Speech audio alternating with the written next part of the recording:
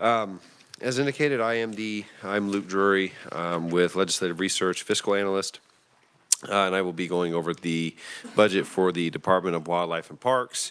The first page here is just an executive summary for you all. I would just point that there was, your executive summary here does include the Wildlife and Parks Commission. That's a 7-member board, and I would note for the committee that the composition or how that is made up has recently changed.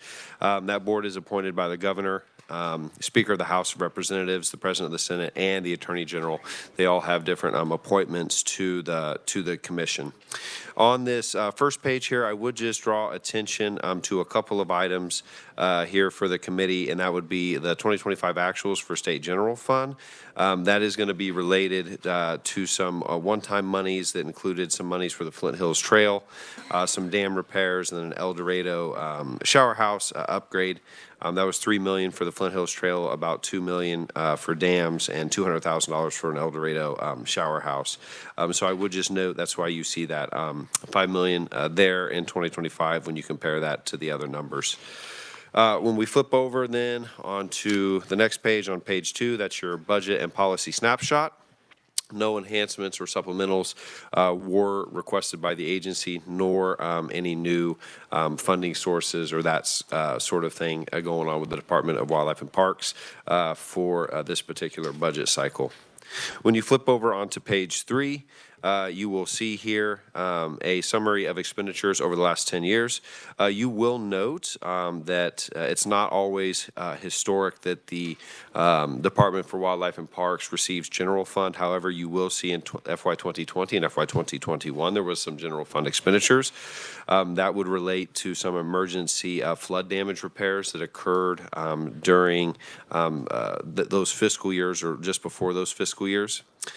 You would note then in 2024, you have some expenditures for those dam repairs that I mentioned, same as 2025. Some of those monies rolled forward into 2025. The agency then spent those down. You will see, though, so those items that we have discussed regarding general fund for the agency has traditionally been in recent years, at least in the last 10 years, has been related to capital improvement projects. However, you will note, you see an item down here, $95,000 and $96,000 respectively for 26 and 27. That would be related to agency operating expenditures, and I will note that as we move a little bit further on. If you flip over to the next page, onto page 4, again, you have some expenditures by major purpose here.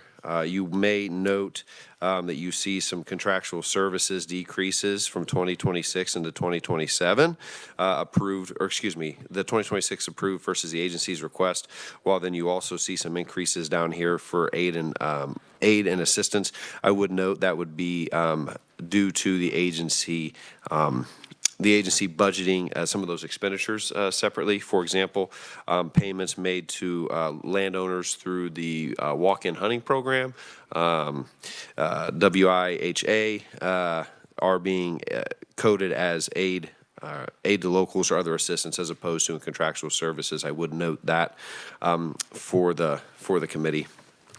Flipping over onto page 5, you will see more details here for state operating expenditures and where those sort of expenditures go towards.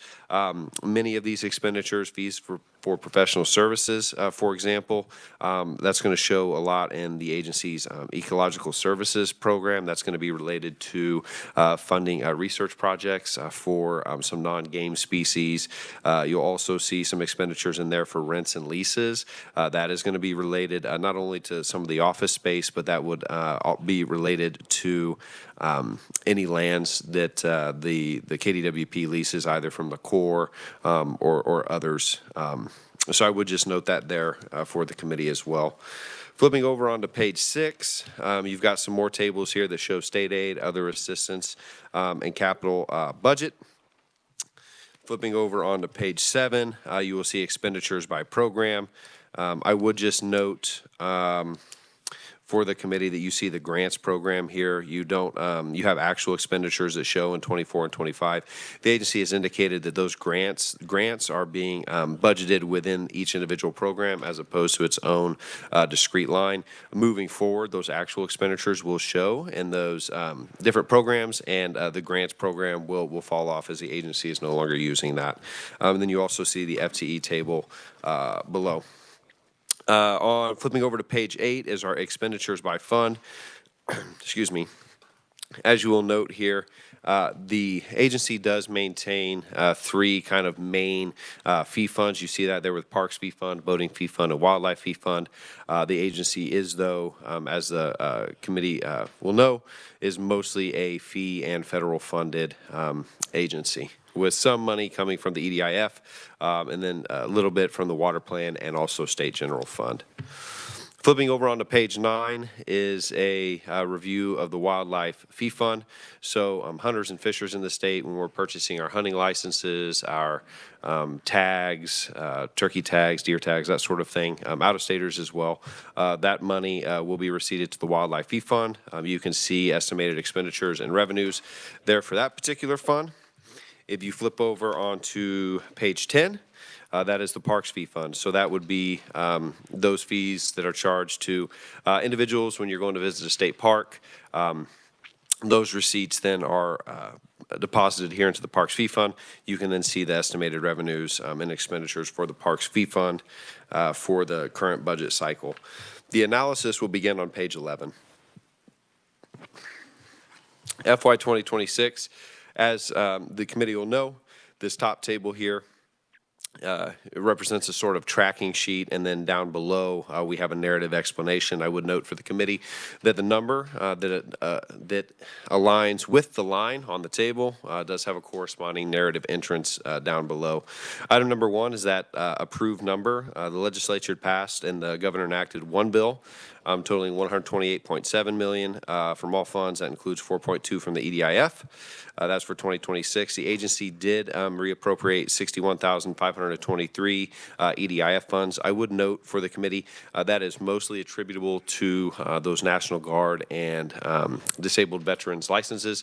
The KDWP does offer free or reduced fees for hunting licenses for certain members of the military and National Guard. Most of that rollover reappropriation is related to that.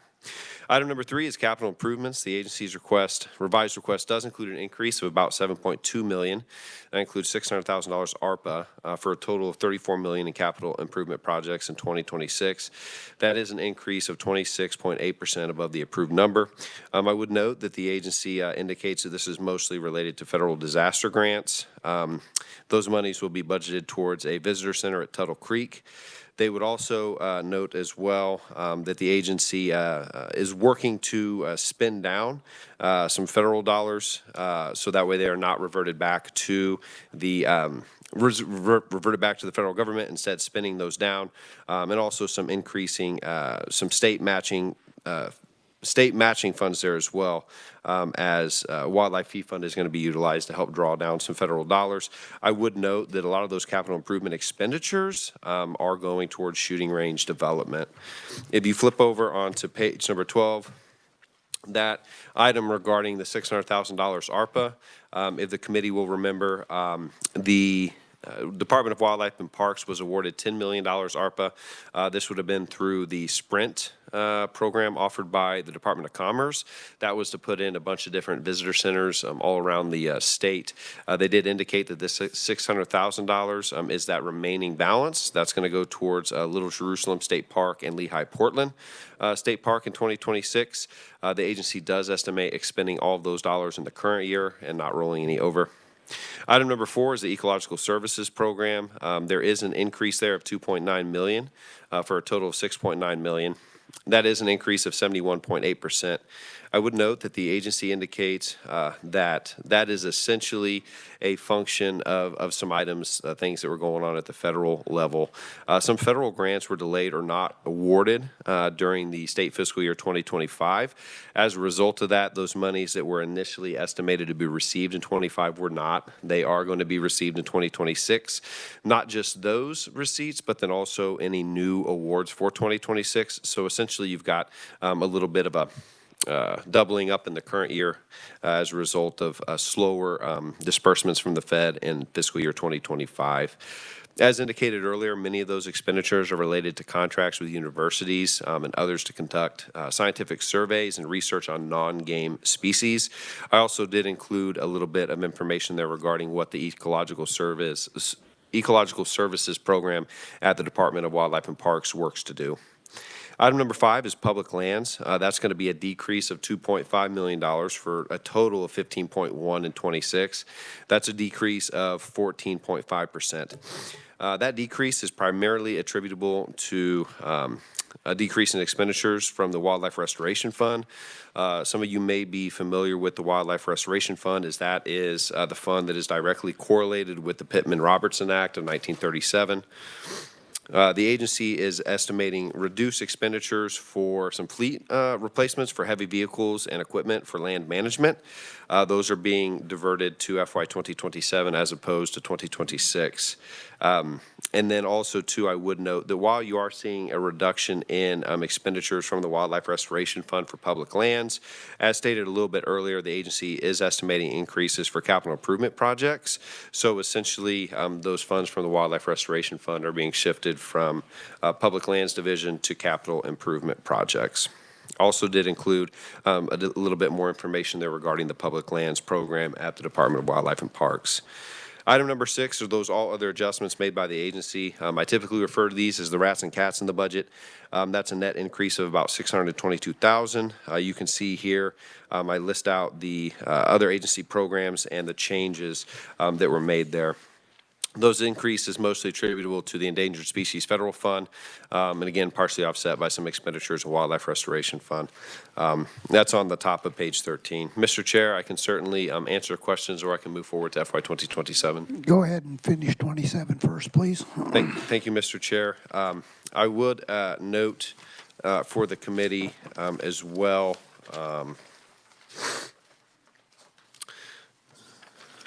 Let me find my page. I apologize. All right. So I would note for the committee as well that this item number 1 here is for the FY 2027 health insurance rate change. As indicated, the Department of Wildlife and Parks have not traditionally been a recipient of State General Fund for operating expenditures. However, as a result of the legislative pay plan and allocations for the agency, they do receive this $95,000 in operating expenditures beginning in 2026, and so then that correlates here with health insurance, the health insurance rate change. I would note that $95,000 is mostly related to salaries and wages, and then I would also note that the entirety of that expenditure is placed in the agency's administration program.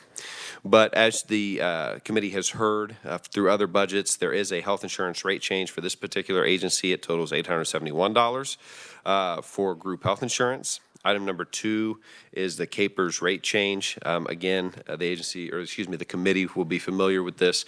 CAPERS rate change is changing based upon the indices produced by the Department of Administration. For this agency, that's a decrease of $48. Item number 3 is that ecological services. Again, same general description as what occurred in 2026, and that is to say that they are estimating that these funds are to be receipted from the federal government more timely in 2027. Those expenditures do go towards contractual services, specifically for scientific surveys and research on non-game species. When you flip over onto page 15, You will note that this request is higher than the 2026 approved amount, but it is still lower than the 2026 revised request. That is because the agency does indicate that there are two primary federal funds that are utilized by this particular program that Congress has yet to reauthorize. So the agency is budgeting some lower receipts and expenditures as it relates there. Item number 4 is the public lands. Again, same general description as previously, and that is to say that the agency is estimating some decrease for agricultural equipment and machinery. Now, while I'd indicated earlier that they had deferred some to 2027, they are still reducing those expenditures below the approved amount. So that is to say that last year during the session or during the agency's budget, they had budgeted X amount of dollars for some replacements for fleet. Those numbers have since then been reduced down in both 2026 and in 2027. All other adjustments are those rats and cats. Again, that is a net increase. That's item number 5 of about $700,000. I do note in here where those particular changes are by program. And I would also note then for the committee, capital improvements is not called out in 2027. Again, that is because many of those expenditures for capital improvements by the agency are estimated to be one time to get some of those federal dollars spent down so that where they're not reverted back. So that the agency's 2027 request would look maybe in line with more historical norms, or at least when compared to the 2026 approved amount. Mr. Chair, I can certainly stand for questions at this time. Thank you. Did you have any question? Representative Hoffman. Thank you, Mr. Chairman. So on page 10 is the Parks Fee Fund. I know we've had this discussion in the past about their park fees. Are they looking at increasing those park fees in this next session? Mr. Chair, to answer the representative's questions, I'm not sure on when they're looking to increase them. I do know, however, that the commission is currently reviewing them, and they are talking about increasing them. In regard to timing, I'm not sure, but the commission would need to go through, take a look at what those are, make some recommendations, and then I do believe at that point it would need to go before the Joint Committee on Administrative Rules and Regulations for increases there as well. So kind of a two-part deal to increase those fees. Okay, so they're in regulation, not statute. Mr. Chair, that would be correct. Okay. Other questions? Representative Wassinger. Thank you, Mr. Chair. I have a question. On page 12, Public Lands, they shifted funds from the Wildlife Restoration Fund to the Capital Improvements Program. That's kind of a change in classification. I'm not sure how that you can do that. Mr. Chair, I would note that the agency's request did reduce by a little over $2 million expenditures for some of those fleet vehicles within public lands. There are different stipulations put on federal dollars that are received by the department, but as indicated to me is that they do plan to use some of those monies that were received for capital improvement projects, more specifically for shooting range development, and then again in order to spend dollars and not having to have them revert back. So that's the way that it was described and explained to me, and that would be allowable. However, I would defer to the agency to speak to more of the nuances behind that, and I can certainly reach out to KDWP and ask them for some of that nuanced explanation on how and why that would be allowable. That would be great. Thanks, Luke. Thank you, Mr. Chair. Senator Petty. Lou, on page 13, at the top of the page where you said that they were partially offset that decrease, or partially offset those funds by the decrease in the education program and the fish program. Could you expound a little bit on that fish program? Was that the management of invasive fish? Mr. Chair, to answer the question, that fish program I'm not sure off the top of my head if that's where your state water plan fund expenditures would show from. The state water plan fund appropriation for this agency is around $240,000, and that is for the invasive species, as the senator had indicated.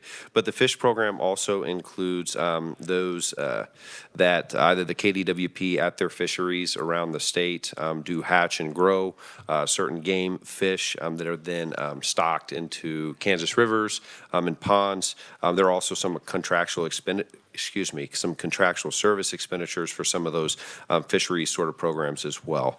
So that's kind of a general overview of that fishes program. Again, that's related more to the hatcheries. I'm not sure if that's where the state water plan fund expenditures would show for this particular agency, but I can certainly take a look at that. So you're saying that under the fish program, that 404,000 could include, that was a decrease of 200 and some thousand from the state water plan?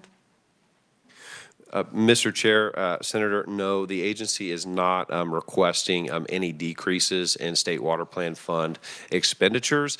As indicated earlier, or maybe not, but this agency has many, many, many dozens of fees and federal funds, not dissimilar to other budgets that are heard, but in aggregate, that is a decrease of about $400,000 in the fish program. However, the agency's request for state water plan fund, again, about that $124,000, is the same as it has been for a number of fiscal years in sort of their base allocation and request.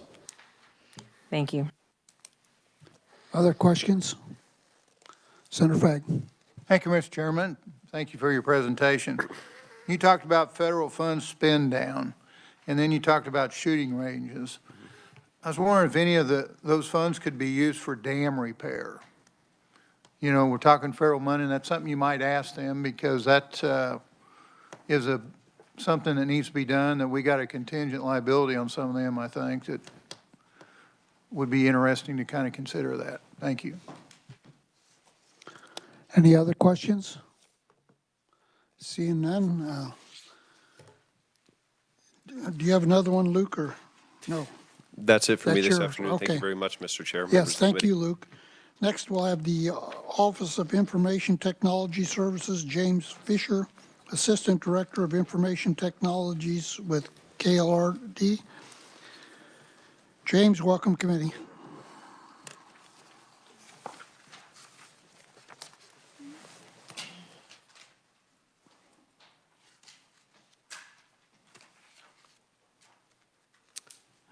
Good afternoon, committee. As the chairperson said, my name is James Fisher. I'm the assistant director for information systems with KLRD.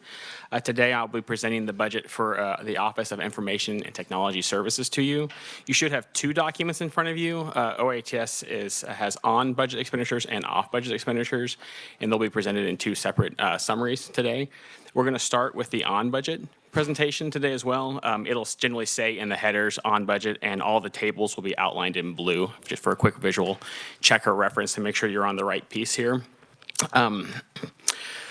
OITS's primary function is to provide data and communication services to other state agencies. They serve approximately 95 agencies. They have 17,000 data communication users and 19,000 Office Microsoft 365 users, as well as 14,000 phone users.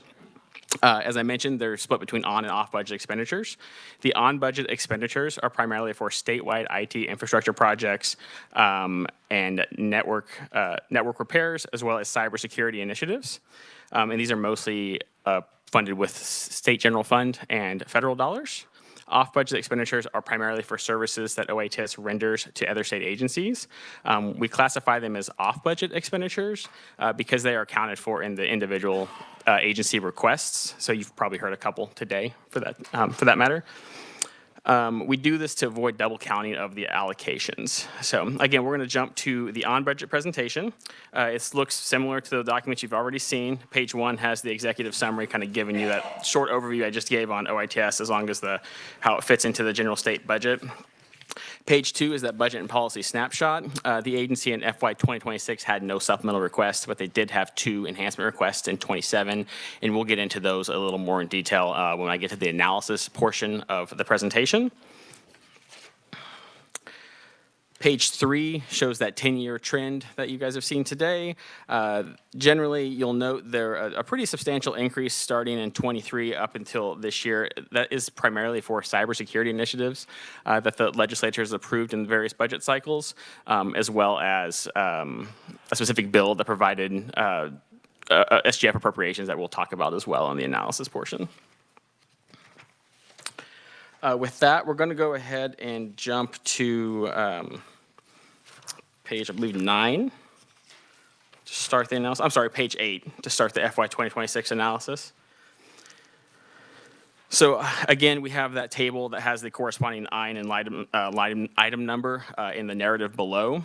Item 1 on page 8 shows the on budget for shows approved FY 2026 amount at 18.7 million, and that's for 2025 SB 125. And as I mentioned before, OHS was a little unique in that in FY 26 they had a second bill that appropriated funds for it, and that was 2024 House substitute for Senate Bill 291, which also appropriated 15 million to the agency. Item 2 shows, that's item 2 that shows the funding from that particular bill. Item 3 shows a $1.5 million increase, and this is all federal funds. This is for the state and local cybersecurity grants program. This program was created by the Infrastructure and Jobs Act and is administered by the Kansas Information Security Office within the Office of Information and Technology Services. The grant can be used to fund things like replacing end-of-life equipment, implementing multi-factor authentication or dual-factor authentication for identity management, cybersecurity awareness training for staff and users, backup systems, endpoint detection tools, antivirus software, things like that. To date, 60 projects have been funded, 54 in rural communities. There is a cost match that fluctuates each year. Currently, that's 10%, and it's being met with a soft match through just basically counting the KESO salaries for that. And 80% of the funds for that grant are required to be passed through to local entities, and 25% of them have to be rural jurisdictions. Item 4 on page 9 shows an increase of $37,000 for salaries and wages, all SGF. This is the agency shifting staff from other programs to increase the number of cybersecurity analysts within the Kansas Information Security Office. So results in a net increase of 1 on-budget FTE. The agency did indicate that they did have an off-budget position shift into this. Item 5 on page 9 shows a decrease of 1.2 million. This is all ARPA funding. This is due to the completion of the initial development of an enterprise licensure platform for some non-cabinet agencies, doing like real estate commission, fee boards, things like that. It's to basically track licensure and occupational pieces across time, essentially. Item 6 then shows just all their adjustments of a decrease of $22,000. This is just fluctuations in costs related to it's like the rats and cats that Luke mentioned a moment ago, just utility cost changes, telecommunication cost changes, things like that. That's it for 2026 on budget. Would the chair like me to go to 27 or take questions? Go ahead and do 27, please.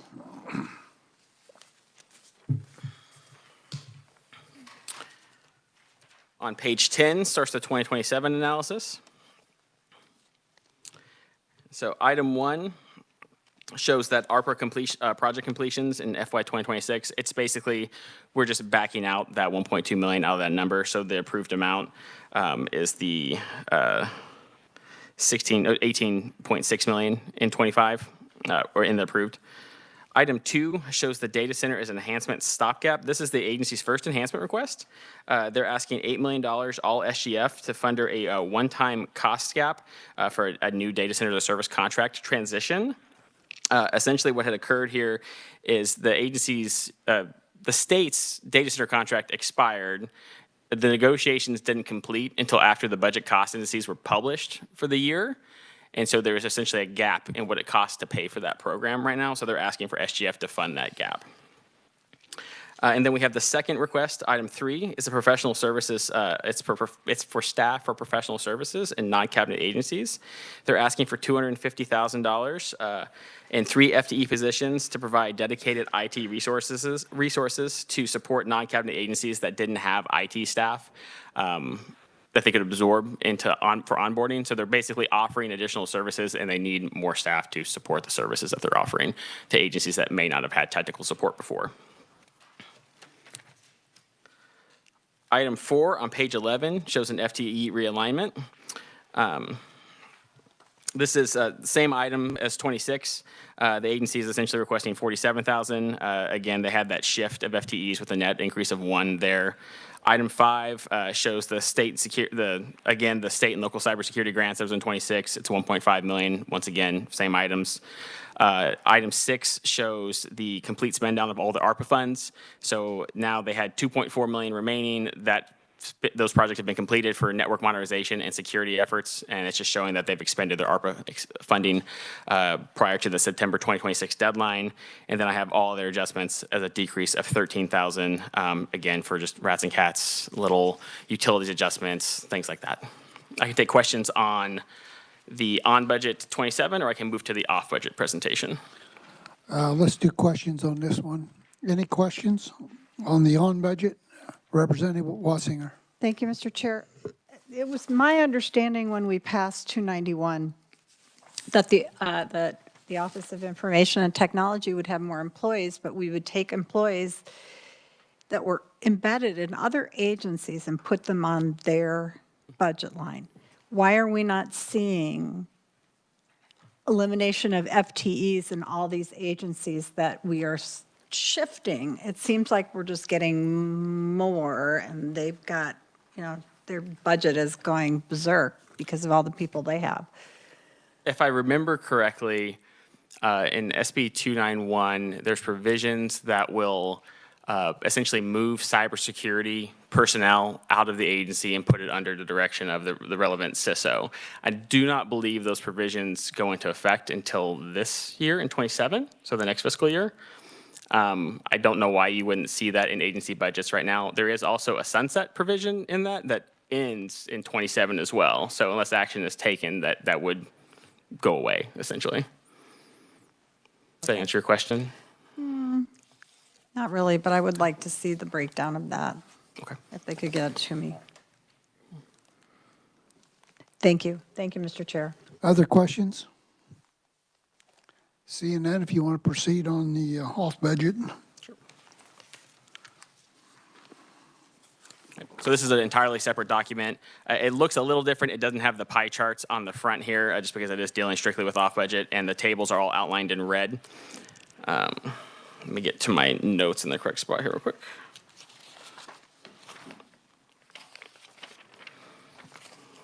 Okay.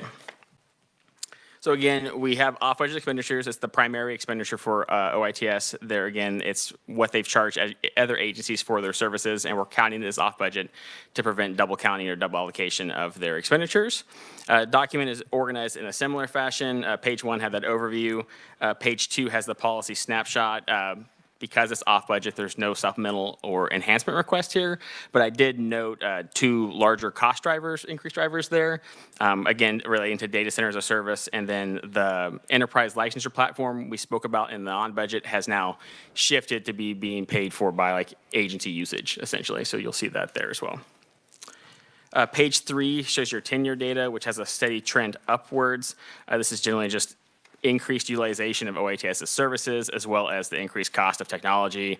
Frequent drivers here happen to be like Office 365 licenses tend to always go up. Data center as a service and cloud storage tends to always go up in that regard. So you'll see that happen fairly frequently here.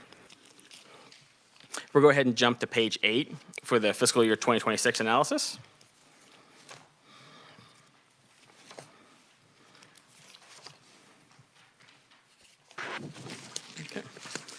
So item 1 shows the approved budget for 2026, which was $82.2 million for off budget. I'm sorry, I misspoke there. It was $66.5 million for the approved amount.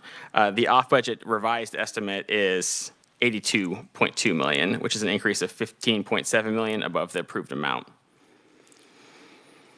Item 2 shows the data center to service operational cost increase. And so essentially they're anticipating a $9 million increase, all from off-budget special revenue funds for increased vendor operational cost associated with the data centers of service contract and line. The new cost reflects escalating costs associated with enterprise data storage solutions generally, including expanded storage capacity requirements, new hardware for the vendor itself, and disaster recovery tools. Item 3 shows the enterprise licensure platform. Once again here, effectively what has happened, it went from an on-budget ARPA expenditure to an off-budget expenditure paid for by the agencies. I actually think this one might have a line in an appropriation in D of A as well. This shows that funding shift to $2.5 million, and that's for ongoing operational costs associated with the system, maintenance, licensing fees, and technical support for the platform generally.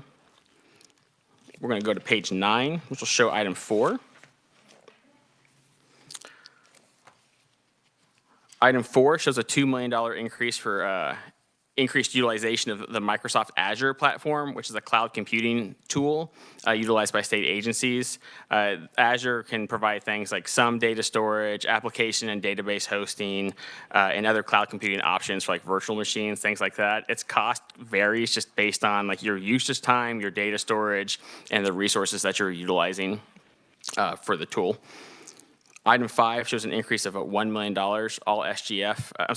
all off-budget special revenue funds for an increase of 19 FTE positions. This is for staff realignment to support the agency's efforts to better align their staffing resources with operational demands of their chargeback services.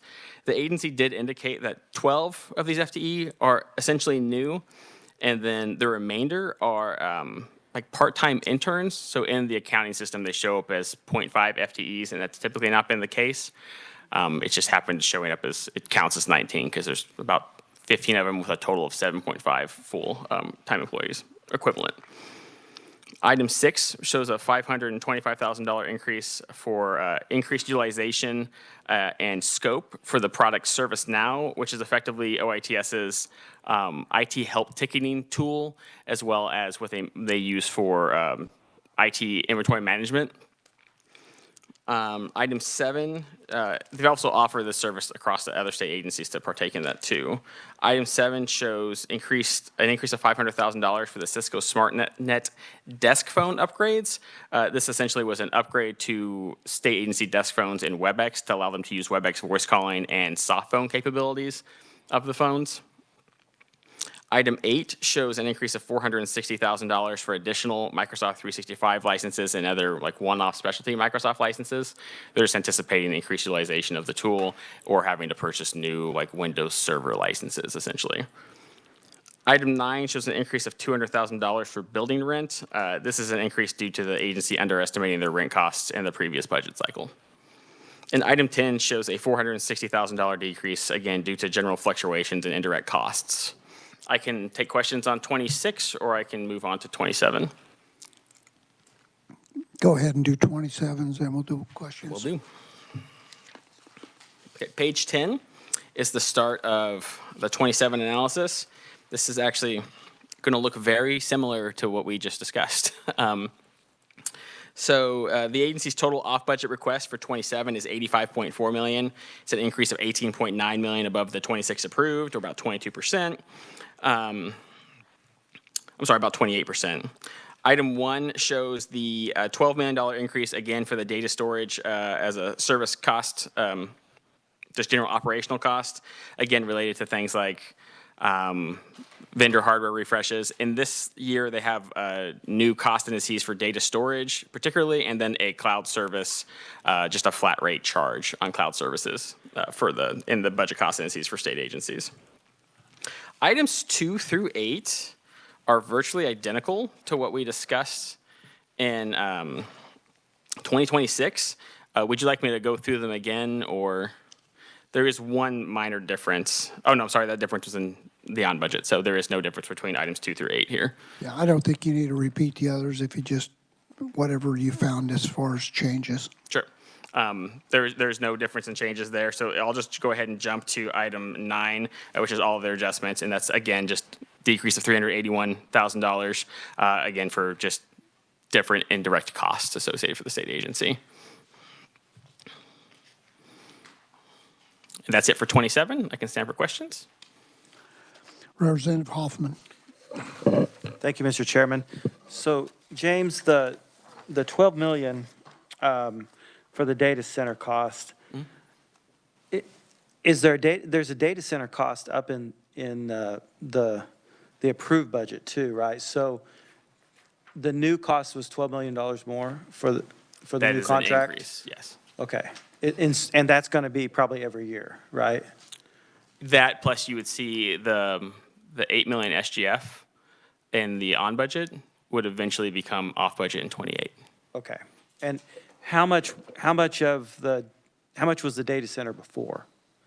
The total, off the top of my head, the total for like 25, I think, actually, let me double check something real quick. I think was around 14 or 15 million. Okay. So, And the biggest change is that they're now they're charging per kilowatt or I Per mean, kilowatt, gigabyte is a- gigabyte, yeah. is a change for that Not too. kilowatt, but yeah. and then in the contract itself, like it was relatively flat for the 10 years prior. And so like when they've entered into this new contract, the vendor refreshes the hardware because you're not using 10-year-old hardware, you're using new modern hardware, things like that.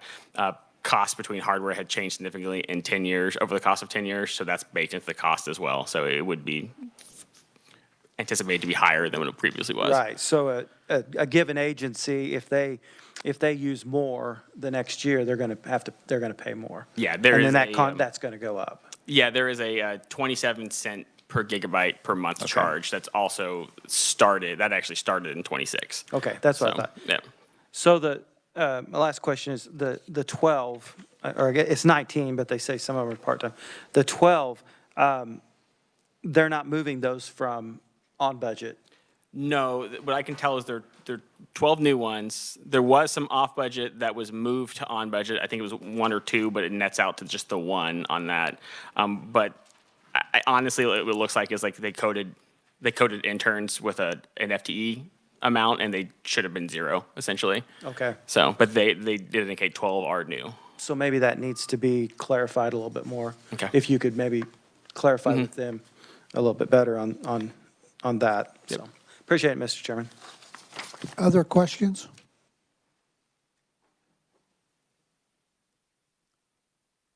Seeing none? Thank you. Appreciate it.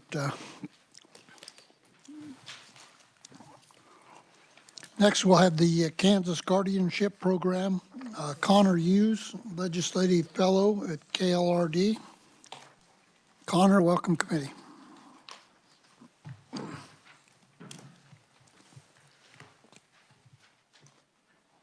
Good afternoon, Mr. Chair, members of the committee. My name is Connor Hughes. I'm a KLRD Fellow, and today I'll be highlighting the Kansas Guardianship Program budget summary. The Kansas Guardianship Program ensures eligible adults without family or financial resources have access to court-appointed guardians or conservators. Adults are typically identified through other state services such as Adult Protective Services, DCF, and KDADS. The program maintains a list of between 800 and 900 volunteers who can take wards under their care in exchange for a monthly stipend. If you'll direct your attention to the bottom of page 1, you will see the agency request as a percentage of the statewide total. You'll see that Kansas Guardianship Program makes up less than 1% of the SGF, as well as all funds. Moving on to page 2, you'll see a summary of expenditures. It's worth noting that because Kansas Guardianship Program is 100% state general fund, the all funds and SGF line are the same. And below that table, you'll see the 10-year breakdown in dollar amounts, as well as the 5-year change, the 10-year change, and the 3-year average. Moving on to page 3, you also see expenditures by major purpose. You will see that 100% of expenditures are state operations, with 50.8% of that being salaries and wages, and another 47.9% of that being contractual services. Moving on to page 4, you will see expenditures by classification. You will again see that employee pay and employee benefits under salaries and wages make up a vast majority of expenditures. Beneath that, under contractual services, 2 line items that I would like to draw your attention to are the fees, other services, and travel and subsistence. The fees, other services is related to the monthly stipends that are paid out to the volunteers participating in the Kansas Guardianship Program. And the travel and subsistence is related to the weekly travel done by KGP employees. Moving on to page 5, we'll get to the fiscal year 2026 analysis. The legislature passed and the governor enacted one bill appropriating and adjusting funding for state agencies. Select appropriations for this agency include the pay plan increase. For this agency, the increase is $13,511 of SGF. They also approved a 1.5% SGF lapse. For this agency, that was a decrease of $21,569 of SGF. If you'll direct your attention to line item 2, you will see a decrease of $51,000 of SGF relating to stipends administered by the guardianship program. This is because the agency essentially went back and made a revised estimate on what their projected numbers were going to be, and they felt that this was a more accurate figure to provide for their intended caseload and the amount of volunteers that they are projected to have. Beneath that, line item 3 is travel expenses. The agency's revised budget request includes an increase of $46,380 of SGF in travel expenses for fiscal year 2026, including subsistence fees and private vehicle mileage. The agency has indicated that employees required to travel on a weekly basis to perform duties such as interviewing and meeting with volunteers and wards. If you'll turn to page 6, line item 4, the agency's revised budget request includes an increase of $24,100 of SGF for computer programming services and computer repairs for fiscal year 2026. The agency has indicated that they have recently undertaken the process of upgrading the agency's outdated database for a new database with enhanced security and informational capabilities. Line item 5, the agency's revised budget request includes an increase of $14,215 of SGF for salaries and wages. This main increase is due to group health and hospitalization insurance, and this is partially offset by decreases in unclassified employee pay and KPERS benefits. Beneath that, item 6, the agency's budget request includes an increase of $13,300 of SGF and professional fees for fiscal year 2026. The agency has indicated that a previous executive director for the agency continues to serve in a consulting role for the program due to a sudden change in leadership that took place across 2024 and 2025. The agency is also statutorily required to receive a financial audit from a third-party auditor on a yearly basis. For all other adjustments, there is an $886 SGF increase in all other adjustments. This includes funding capital outlay, office supplies, and building upkeep charges. I'll now stand for questions on the KGP fiscal year 2026 budget analysis. I think I'll have you go ahead and do 27s, and then we'll do the questions. So fiscal year 2027, this is the agency's 2027 revised estimate over the 2026 approved amount. There are a lot of the same line items, if you'll notice. The first one is the travel expenses again. The agency's revised estimate includes an increase of $46,380 of SGF in travel expenses for fiscal year 2027, including subsistence fees, private vehicle mileage, and vehicle rental and travel fare. This is the same as in fiscal year 2026, traveling to interview and meet with wards and volunteers. Beneath that, you see the guardianship and conservator stipends again. This time it is a decrease of $28,200 of SGF. And this is again related to the agency going back and revising their projections to provide a more accurate figure for what they are expecting for the year 2027. Underneath that, line item 3, you will see computer services again.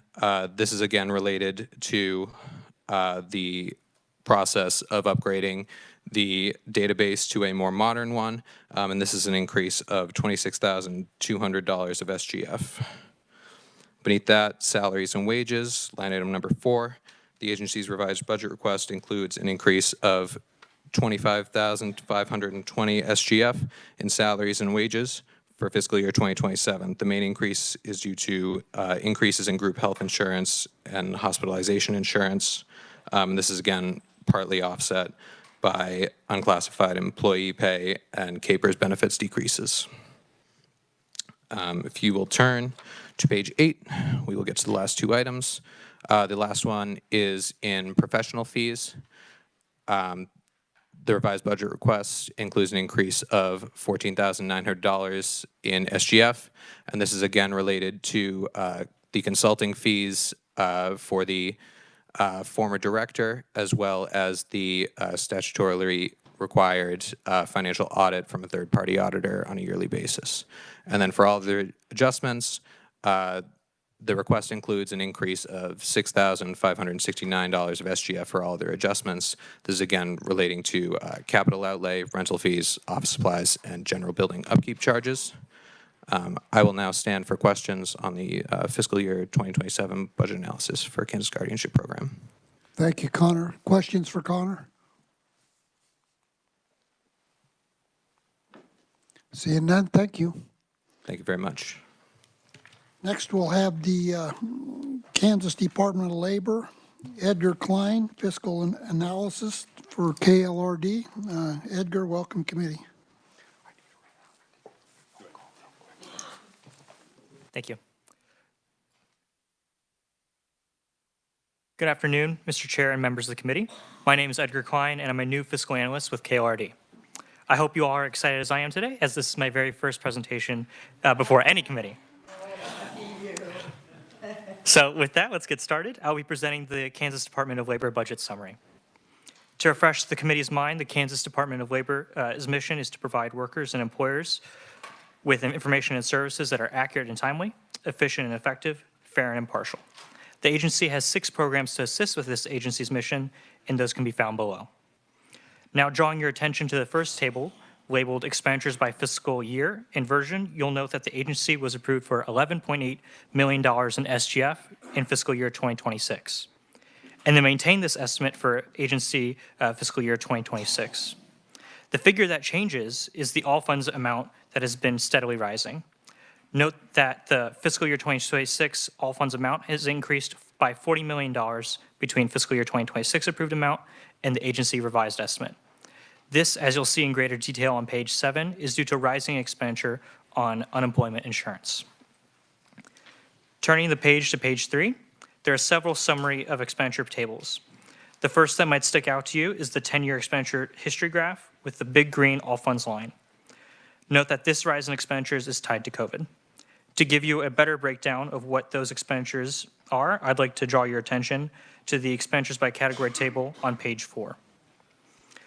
Note that the state operations makes up 19% of the total expenditures, while the remaining 80% has to do with state aid and assistance.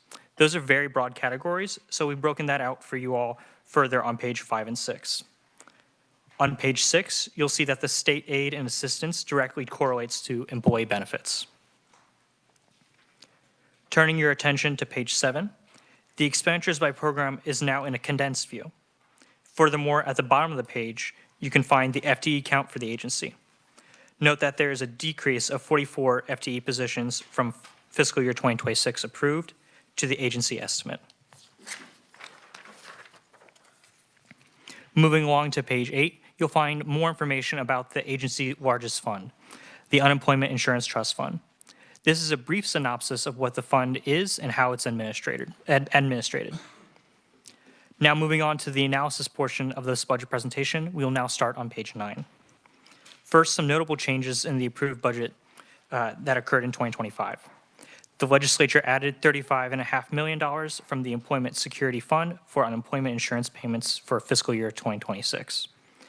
Additionally, the legislature added language to update the definition of temporary unemployed to include individuals covered by collective bargaining agreement that have been laid off from full-time work and reasonably expects to resume full-time work within 6 months. There was also language added exempting qualified individuals from enrolling in My Reemployment and limiting unemployment benefits to 8 weeks. Now addressing the table at the top of the page, you'll note that I mentioned a SGF reappropriation earlier in the presentation. That is $1.6 million in attributable to the Unemployment Insurance Modernization Project. The agency has carried forward $1.6 million in unspent SGF monies, slated to provide further enhancements to the UITE system. UITE stands for Unemployment Insurance Technology Enhancement. That's the website and the interface that the department uses. These enhancements will provide solutions to gaps not realized until after the system was completed. And according to the agency, these enhancements will provide better access and service to Kansas claimants and employers. Note that below the table, there are other changes in financing. I will be reading these changes from page 10. The first change is having to do with the unemployment insurance program. The agency revised estimate includes an increase of $50.1 million in federal funds to the Unemployment Insurance Trust Fund. This is offset by a decrease in the Employment Security Trust Account, $5 million, and the Employment Security Administration Fund, $750,000. Furthermore, the labor market information has also had an important change. The agency revised estimate includes a decrease of $710,000 in all other funds to the labor market information program. The majority of this decrease is attributed to $500,000 reduction in contractual services due to a transfer of funds to the Department of Administration. Finally, for all other adjustments, the agency's revised estimate includes a decrease of $2.7 million in all other funds. And the majority of this decrease is attributed to a reduction in funding for reappropriations, $1.59 million, and $1.1 million in the administrative costs. That concludes the fiscal year 2026 analysis, Mr. Chair. I'm happy to stand for questions or move on to fiscal year 2027.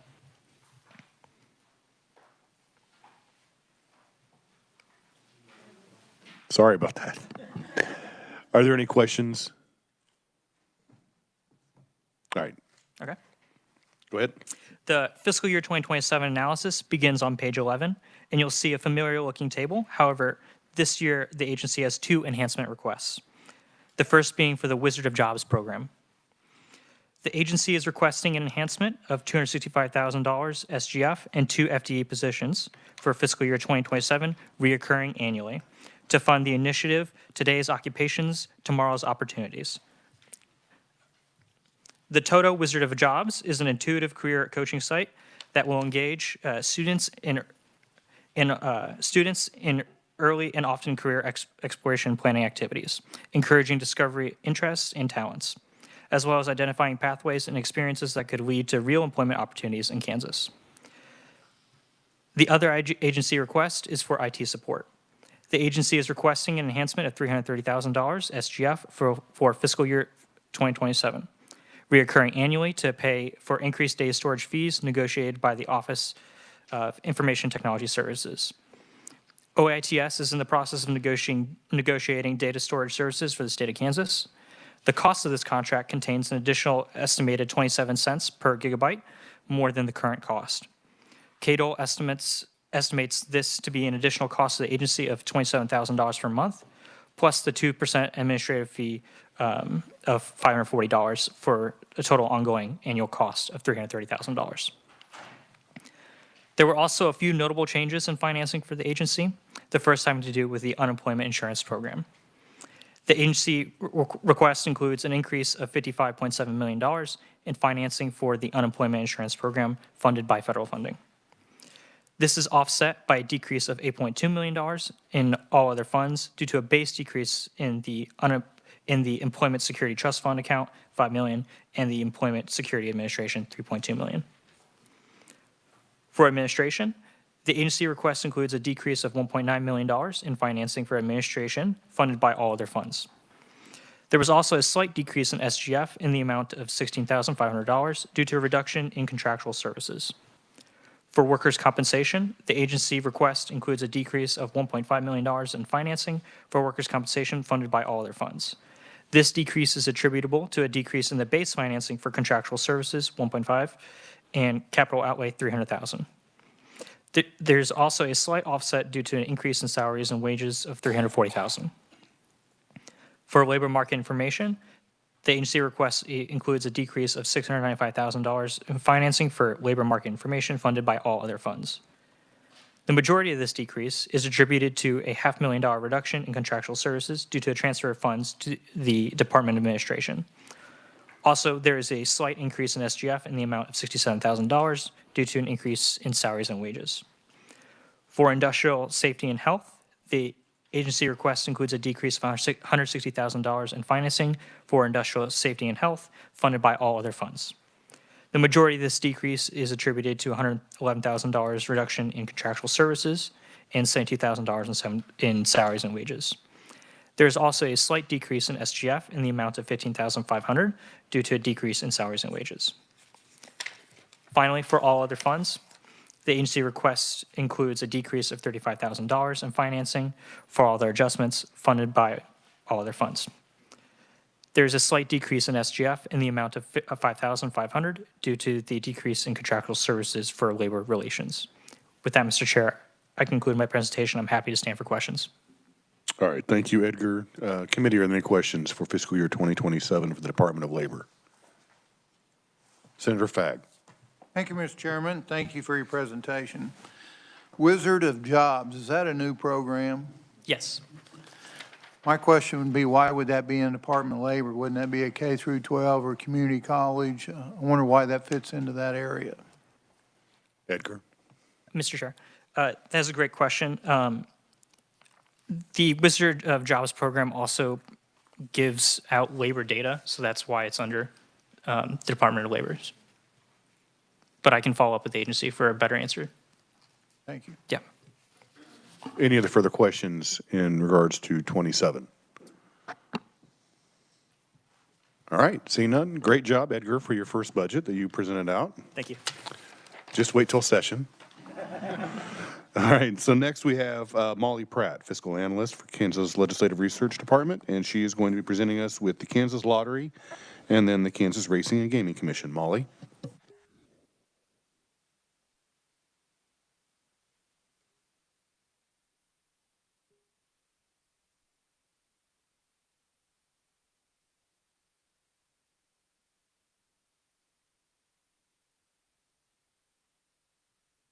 Hi, good afternoon, Mr. Chairman and members of the committee. My name is Molly Pratt, and I will be presenting the budget request for the Kansas Lottery today. The Kansas Lottery Act allows for the establishment of certain types of games, like traditional scratcher tickets and draw games. This also includes lottery vending machines and iLottery or online instant games. Also included is sports wagering, which was authorized in 2022. The Kansas Expanded Lottery Act allows the lottery to own and operate electronic gaming machines within the 4 state-owned casinos. The facilities themselves are managed by third-party entities known as lottery gaming facility managers, who receive more than half of the expanded gaming revenue. Similarly, the lottery facility managers retain 90% of sports wagering revenue because the same entities offer sports wagering through the Kansas Lottery. In fiscal year 2025, the agency expended close to $550 million, largely due to contracts with facility managers and various other entities. On page 2, you'll find the budget snapshot for the agency. And the items on this page almost entirely relate to the revised consensus revenue estimate adjustments, and that'll be discussed in more detail later. Pages 3 through 6 provide historical trends and summaries of expenditures. On page 5, you'll see that the contractual services make up approximately 89% of the agency's fiscal year 2026 request. This is again largely due to the contracts with third parties. On page 7, you'll find the expenditures by program tables. Again, the majority of funding comes from the Expanded Lottery Act and sports wagering programs, largely due to contractual payments. On page 8, you'll note the expenditures by fund table and a discussion on the sports wagering receipts fund.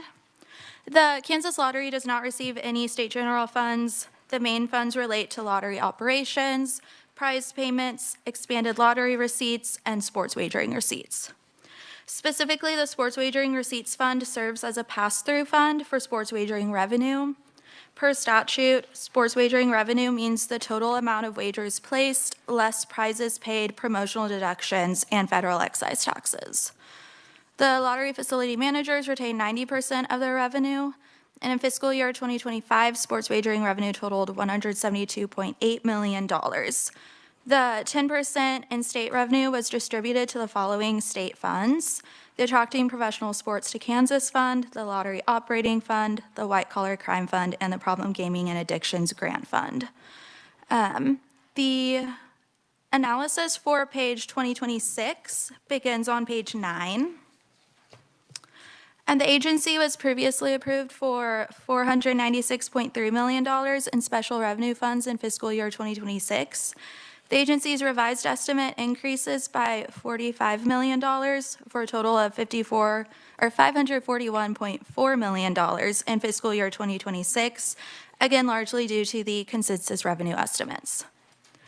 Item 2 discusses the expanded gaming management fee. In October 2025, the revenue estimate for expanded casino gaming increased by $17.9 million above the previous fall estimate for a total of $425.4 million in revenue from the state-owned casinos in fiscal year 2026. The agency modified the expenditure estimate for facility managers to be in line with their revised revenue estimate. As such, the amount of revenue retained by the facility managers is expected to increase by $13.1 million for a total of $309 million retained by facility managers from expanded gaming in fiscal year 2026. Item 3 relates to that as well. Cities and counties are required to receive a portion of the total revenue from expanded casino gaming. As such, the lottery increased the expenditure estimate to cities and counties by $537,000 for a total of $12.8 million distributed to cities and counties in fiscal year 2026. Similarly, item 4 relates to the consensus revenue estimates for sports wagering. Each of the 4 casinos can contract with up to 4 sports wagering applications to operate sports wagering in Kansas. In October 2025, the revenue estimate for sports wagering increased by $35 million above the previous fall estimate for a total of $155 million in revenue from sports wagering in fiscal year 2026. As such, the agency increased the revised estimate for facility managers by $31.5 million in fiscal year 2026 for sports wagering. Item 5 discusses the all other adjustments for the agency in fiscal year 2026, which includes a decrease of about $113,000 in salaries and wage expenditures. This is due to the agency not budgeting for shrinkage. According to the agency, the lottery is adjusting the salary model to account for prorating positions based on when they may be filled, rather than holding the funds for the entire year. Mr. Chairman, would you like me to continue on to fiscal year 2027 or stand for questions? Please continue. Okay. Fiscal year 2027 begins on page 11. Once again, the agency was previously approved for $496.3 million in fiscal year 2025. Compared to that, the agency request for fiscal year 2027 increases by $46.6 million, largely due to consensus revenue estimates. Item 1 relates to the expanded gaming management fees. The consensus revenue estimate for expanded casino gaming was increased by $17.1 million for fiscal year 2027 due to the amount of money retained by the lottery facility managers hinging on the total amount of revenue generated from casino gaming. The lottery request includes an increase of $12.5 million for facility managers from expanded casino gaming for fiscal year 2027. Expanded gaming aid to locals is item number 2. That is similar to the last item and the item in fiscal year 2026. Due to the revised consensus estimate, the agency request increases the amount of revenue transferred to cities and counties by $513,000 for fiscal year 2027. I'm sorry. Yes, $513,000. Item 3 relates to sports wagering management fees. Again, the revenue estimates for sports wagering increased by $35 million from the previous fall estimate for a total of $155 million in revenue from sports wagering for fiscal year 2027. As such, the agency requests an increase of $31.5 million retained for the amount retained by facility managers from sports wagering for fiscal year 2027. Item 4 relates to the cost of sales and marketing for the agency. The agency's estimate includes an increase of $1.5 million in contractual services expenditures for the marketing program and the cost of sales program.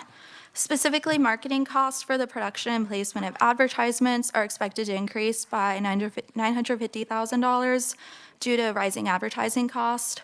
According to the agency, the costs are increasing for a number of reasons, primarily due to the number of partnerships and sponsorships in which the agency participates, in addition to new lottery tickets and promotional plays requiring an increased amount of work by advertising agencies. The cost of sales is expected to increase by $605,000 from the lottery operating fund due to the number of tickets expected to be sold. Cost of sales include ticket printing, ticket shipping, and third-party vending machines. Finally, the all other adjustments includes $569,047 from special revenue funds for all other adjustments for fiscal year 2027. Of this amount, about $218,000 will be used to replace 7 vehicles that have over 130,000 miles on them for the lottery. The agency also expects to expend an additional $290,000 on salaries and wages for fiscal year 2027.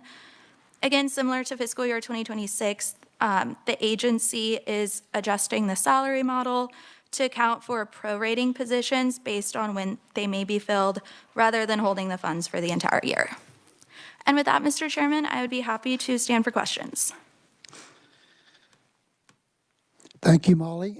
Questions for Molly? Representative Hoffman. Thank you, Mr. Chairman. I was just curious on the Attracting Professional Sports Fund. It looks like it's somewhere between 8 to 13 million a year. So is it estimated, well, how much is in there right now, I guess? 20, 30?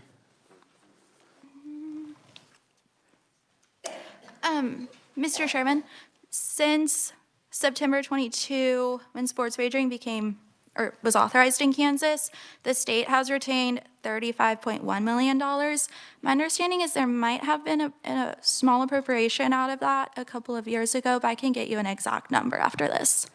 Thank you, Mr. Chairman. Senator Fagg. Thank you, Mr. Chairman, and thank you for your presentation. White collar crime fund, $750,000. Do you know what kind of balance is in that? And I'm just wondered where that money goes. You know, who are we chasing? Are we being effective with the money? That's my question. Mr. Chairman, I don't have the total amount that's been deposited into the fund and the remaining amount in front of me. I can talk to another analyst whose agency holds that fund to get that amount for you. Thank you. I'd be interested in exactly what we're doing with that money too and how effective we are. Thank you. Vice Chair Waymaster. So I'm going to go back to Representative Hoffman's question, but obviously there's discussions, and the LCC actually extended the Star Bonds offer to the Chiefs and the Royals until the end of this month. And I know there were some meetings in Overland Park in regards to the Royals looking at a spot in Overland Park, and then there's also the discussion of whether or not the Chiefs will come over. So I'm asking about the attracting a professional sports team fund. Let's say both teams move over to the state of Kansas across the state line, and that fund's exhausted, but we still have the statute that is going to be replenished every year until we would actually change the statute, correct? Mr. Chairman, I think I'd feel more comfortable with a revisor answering that question, but Jill, do you have an answer? I mean, just the chairman and I were just sitting there talking about, like, well, if we use that fund for the Chiefs and the Royals, what else would we go after with that fund? Well, I think it would be totally up to the legislature to decide, and I think you could, by appropriations, in a proviso, I think you could stop the money coming in or stop the transfers or. So we need notwithstanding language Yeah, here. yeah. All right. Yes, sir, excuse me. All right, thank you. Thank you. Mr. Chairman. Any other questions? Representative Curtis. Thank you, Mr. Chair. So, Molly, I'm just wondering, both like when they're doing the consensus revenue estimates and then also, we can bet on soccer, right? Like, I think we can. Can we bet on soccer? Does anybody know? So I don't know, like, have they thought that through in the consensus revenue estimates? And does the lottery have to do anything to prepare to accept bets for soccer games? Mr. Chairman, Yes. I myself do not sports wager. My understanding is that soccer can be bet on. I will talk to the agency and get more information as to how that kind of plays out.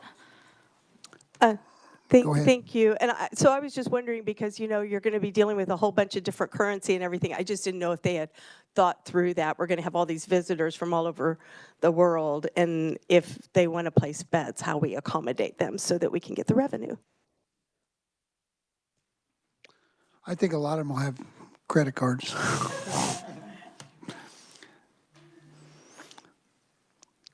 Any other questions for Molly?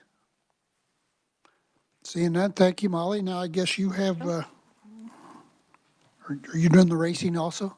Yes. Okay. Kansas Racing and Gaming Commission, Molly Pratt, fiscal analysis.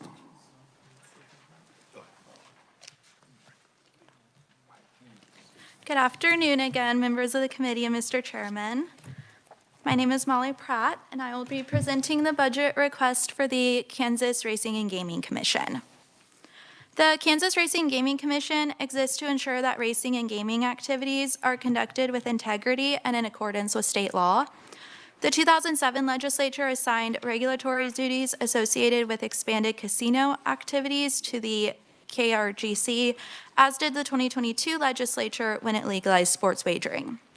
The KRGC is responsible for regulating the following 4 state-owned casinos: Boot Hill, Hollywood, Kansas Crossing, and Kansas Star. Since 1996, the KRGC has contained the Kansas State Gaming Agency, which is the entity responsible for overseeing and regulating tribal gaming activities. The KSGA has oversight over the following tribal casinos: Golden Eagle, Prairie Band, Sac and Fox, and White Cloud. On page 2, you'll notice the budget snapshot. This relates, or item 1 under fiscal year 2026 relates to the historical horse racing pari-mutuel facility that is set to open in Park City, and I believe exactly 1 week from today. The fiscal year 2026 analysis section will go into more detail on that request, though. Pages 3 through 6 provide historical trends and summaries of expenditures. And page 7, the expenditures by program and fund. You'll note that the majority of funding is for the Expanded Gaming Regulation Program through the Expanded Lottery Regulation Fund.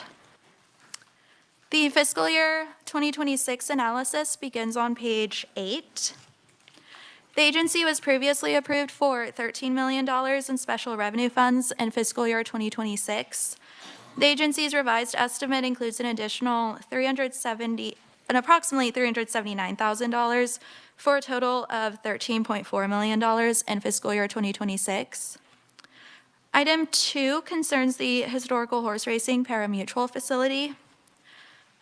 The agency requests $100,000, all from the state racing fund, for several items related to historical horse racing, or HHR, or the historical horse racing, HHR, pari-mutuel facility in Sedgwick County.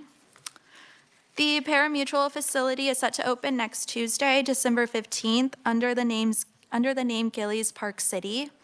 The agency is purchasing new items that will allow their law enforcement staff to effectively regulate the pari-mutuel facility. These include additional fingerprinting equipment, as well as new radios for their law enforcement officers to communicate with local law enforcement. Funds would also go toward expanding the agency's licensing database and purchasing a minimal amount of furniture and computers for the staff who are located at the pari-mutuel facility. All other adjustments, item 3 relates to the all other adjustments in fiscal year 2026. Those items total $278,396. The increase is primarily related to the pay of regular unclassified employees in the legislative pay plan. However, according to the agency, the KRGC is attempting to make the salaries and wages for their enforcement agents at the HHR facility consistent with the salaries and wages of enforcement agents in other program areas.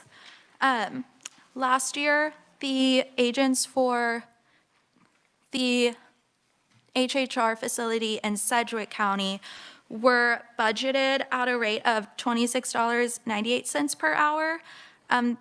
Now, the agency states that since other enforcement agents have received a raise, the agency would like the enforcement agents at the pari-mutuel facility in Sedgwick County to receive the same amount of pay at $31.22.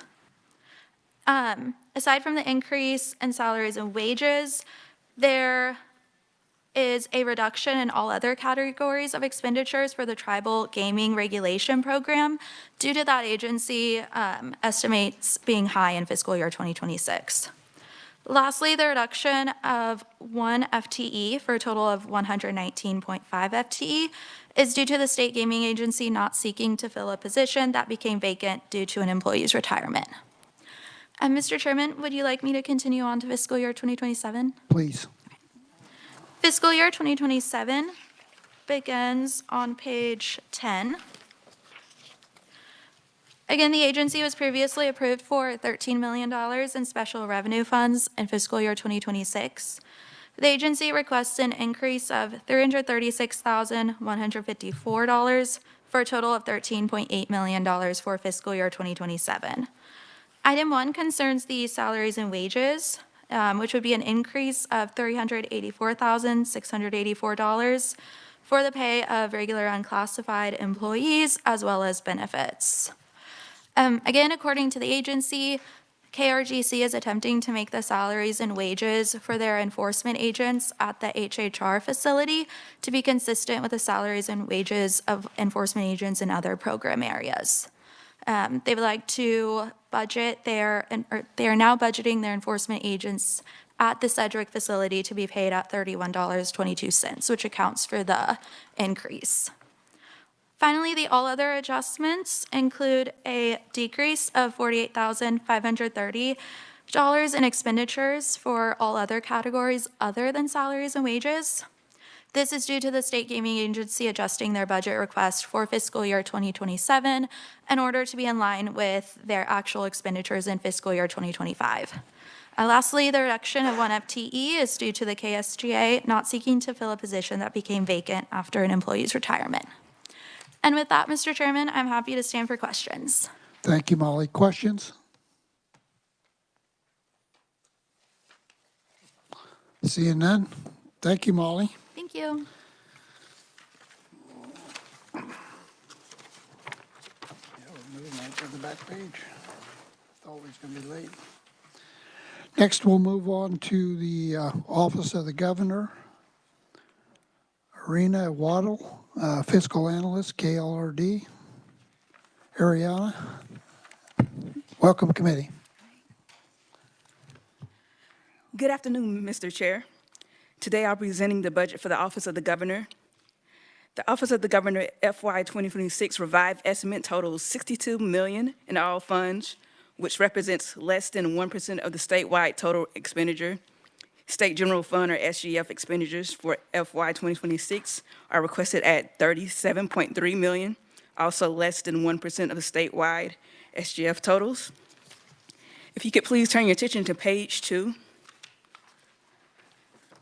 The budget and policy snapshot summarizes the SGF reappropriation, including the agency lapse for FY 2026, as well as the federal and state aid adjustments for both FY 2026 and FY 2027. And if you could please turn your attention to page 3 for the summary of expenditures. The all funds increase in FY 2021, that's primarily driven by the federal COVID relief funds, and the corresponding FTE increase in FY 2021 are directly associated with the Office of Recovery. If you could please turn your attention to page 4. The expenditures by category table shows that 82.2% of the agency's budget is state aid and assistance for the revised estimate for FY 2026, specifically 73.7% for other assistance related to the Federal Grants Office. And if you could please turn your attention to page 7 for the fee fund analysis for the Crime Victims Assistance Fund.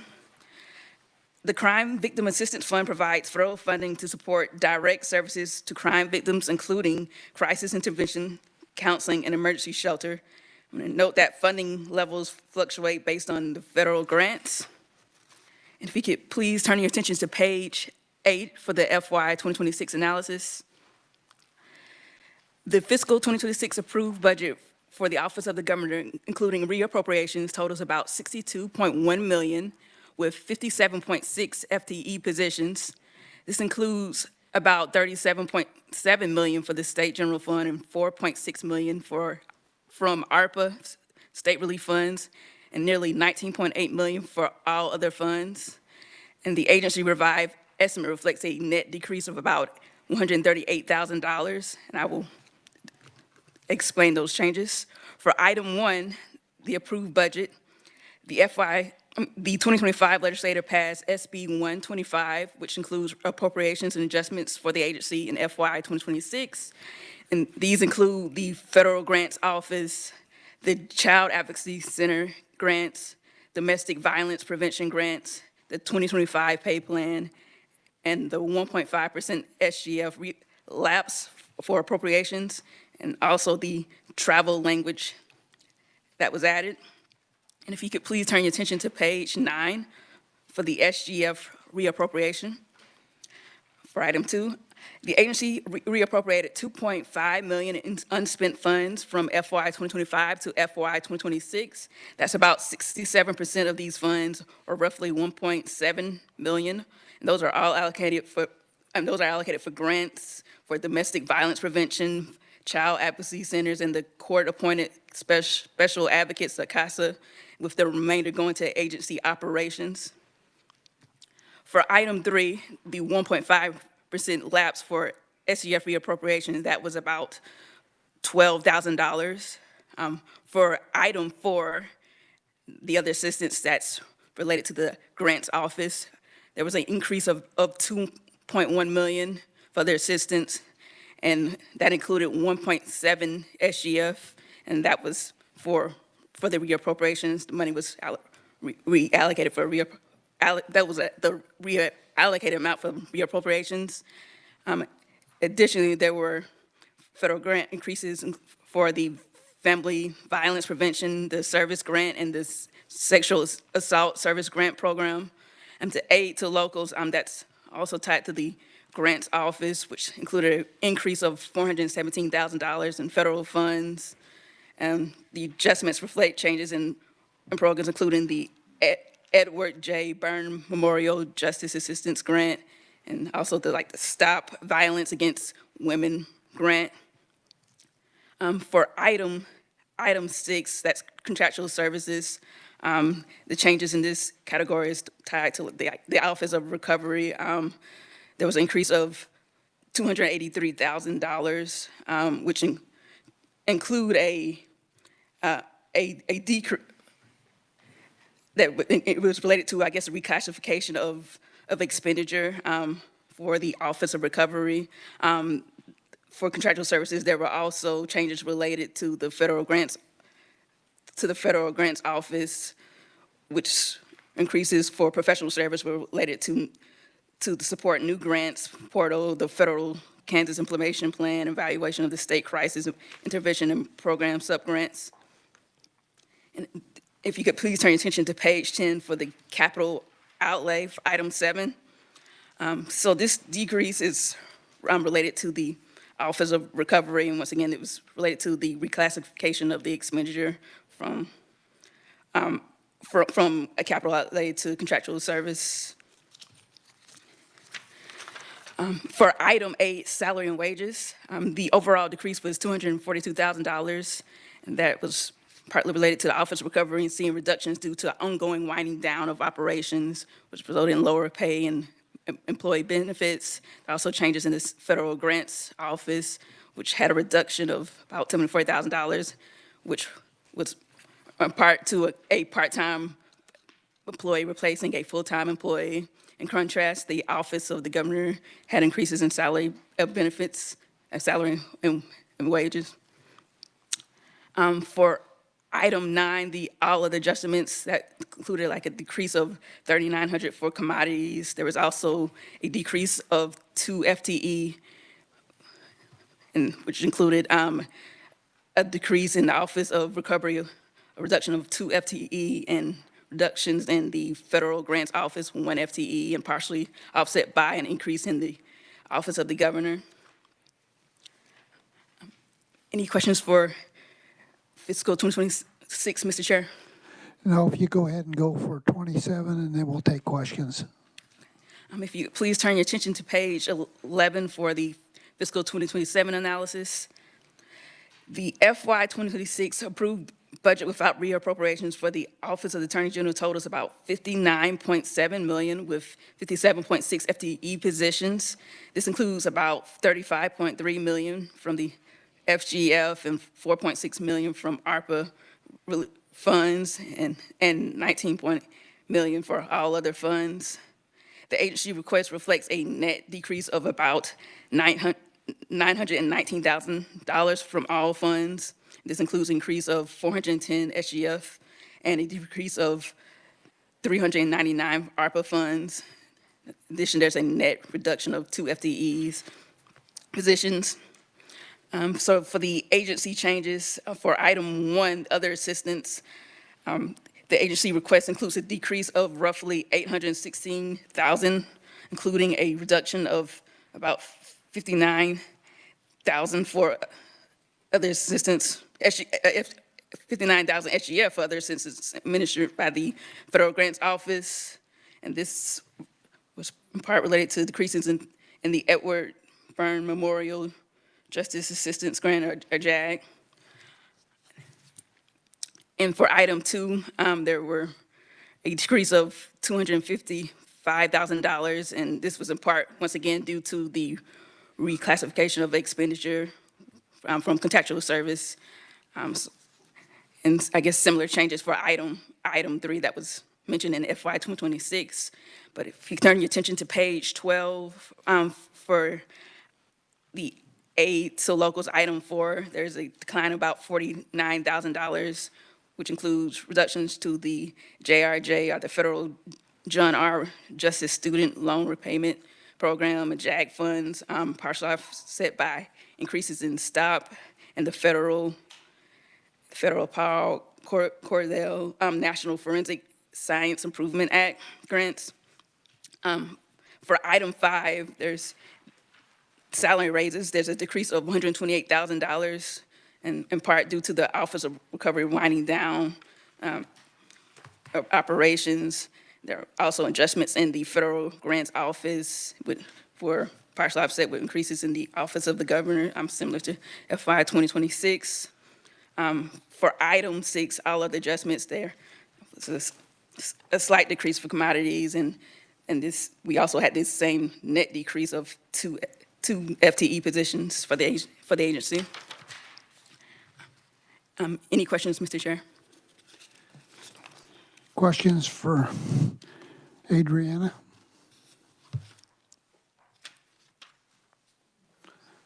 Seeing none. Adriana, I guess I have one question. Where there's an increase for expenditures for the Office of Recovery for $250,000, which were reclassified from capital outlay for office furniture. What are we doing there? I mean,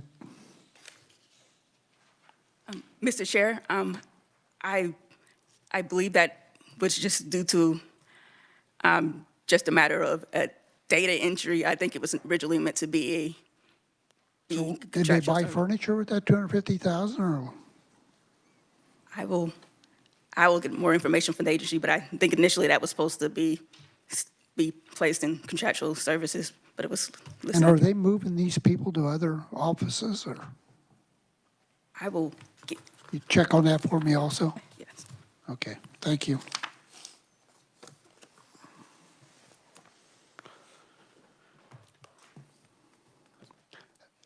Okay, we're at the last one. Thank you.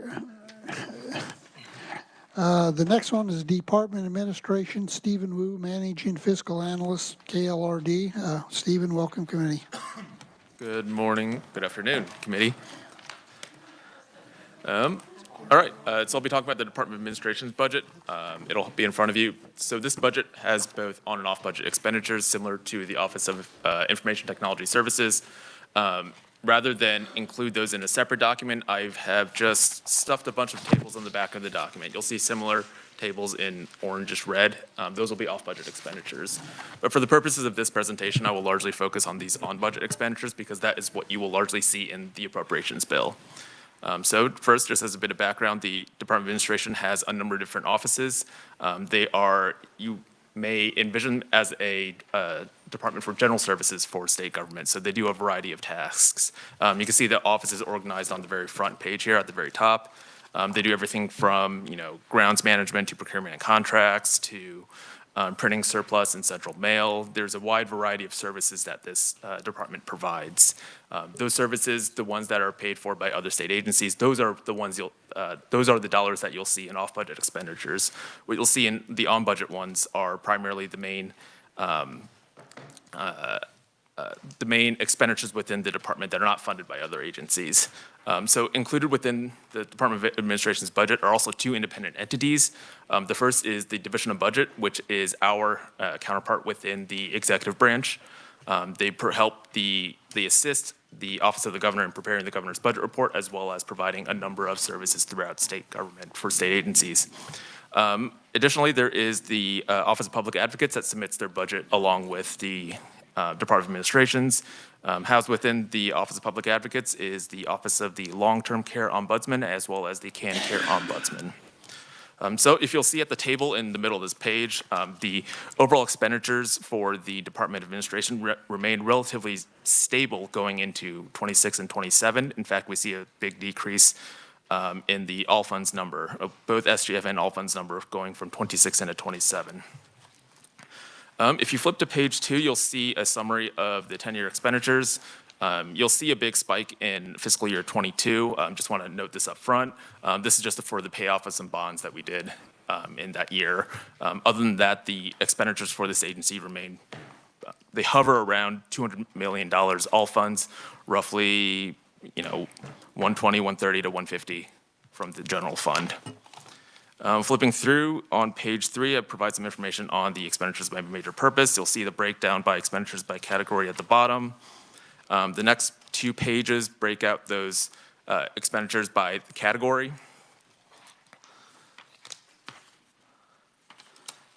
Flipping through to page 6, you'll see a breakup by expenditures by program as well as some FTE numbers.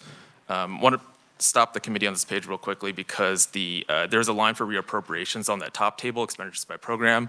I neglected to remove that before this document was printed, so ignore that number. It will not appear in the final publication. The total, however, is still correct. Flipping to page 7, you'll see a table for expenditures by fund. So for the most part, this Department of Administration is financed by state general fund appropriations. There are also some appropriations from the Expanded Lottery Act's Revenue Fund, as well as from the Correctional Institutions Building Fund and State Institutions Building Fund. And then you also see the dollars associated with the ARPA State Relief Fund, as well as their other fee and federal funds. Moving to page 8, we'll jump into the fiscal year 26 analysis. I'll just go down this list for items. So for number 1 is SB 125, the appropriations bill last year. The legislature approved roughly $175 million for this agency in on-budget expenditures. About $131 million of that comes from the state general fund. There are 2 items included within this appropriations bill that I wanted to call out. The first is the issuance, dollars associated with the issuance of KDFA Series 2025 A and B bonds. This is a consolidation of some capital improvements projects that this committee has been hearing about. So this includes the KBI Forensic Lab in Pittsburgh, the Department of Corrections Topeka Central Health and Behavioral Science Building, the Kansas State University Pure Imagination Facility. These 3 capital improvements projects were approved by I believe it was the 2024 legislature. There were some dollars appropriated for that, but in the 2025 session, the legislature decided to consolidate those into one bond issuance within the Department of Administration. So debt service will be paid out of D of A, but those projects will still occur from those individual agencies. The department is just paying the bill for it, essentially. There's another item also for the Office of Procurement and Contracts. The legislature approved an additional $400,000 in expenditures. This is from their fee funds to hire some additional personnel. Item number 2 is the SGF reappropriation. So the agency carried over about $15.1 million in unspent SGF monies from fiscal year 25 into 26. These reappropriations largely fall into 2 groups. The first are funds that carry over due to project timing. The dollars weren't able to go out the door before the end of the fiscal year, so instead they went out in the next fiscal year, 26. Or the second bucket are unspent funds resulting from lower expenditures. Dollars came in, expenses for their services came in lower than they had budgeted for, so those excess dollars carried over into 26. So these largely include the following items that you'll see on page 9. The first is $8.5 million for the Kansas License Verification Portal. This is the resulting product of the 23 session, SB 66, which is the Interstate Teacher Mobility Compact. Among its provisions, the bill requires the Secretary of Administration set up a license verification portal. This is the same portal that you heard my colleague James talk about within the OITS budget. So this is an electronic credentials verification system. It's been a multi-year project. These dollars have reappropriated from year to year, largely due to it being a multi-year endeavor. So in addition to setting this portal up, which is up now, I believe I have it linked. The actual URL is in the footnotes. In addition to that, the Department of Administration has been working with the Office of Information Technology Services to connect state agencies to it, state agency systems to it, so that they can better manage and centralize the keeping of their licenses. The second item you'll see is $5 million that reappropriated. These dollars are associated with the final payment for the Docking State Office Building. As we can see just across the street, the building is complete. These represent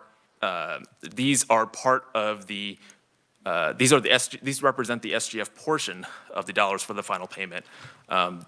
These aren't additional dollars. These are just carried over from the previous fiscal year because the project itself was not completed until I believe it was September or so of this year.